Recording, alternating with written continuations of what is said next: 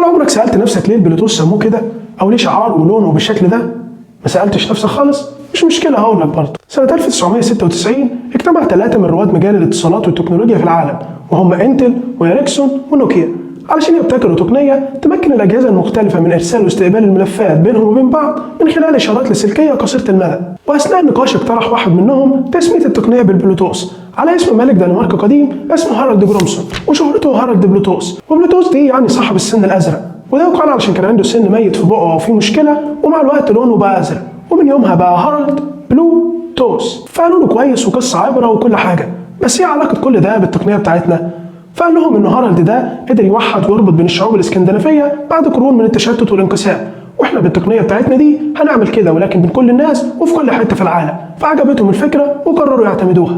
اما بالنسبه لشعار البلوتوث الغريب ده، فهو بيتكون من اول حرفين في اسم هارالد حسب الابجديه الرونيه القديمه.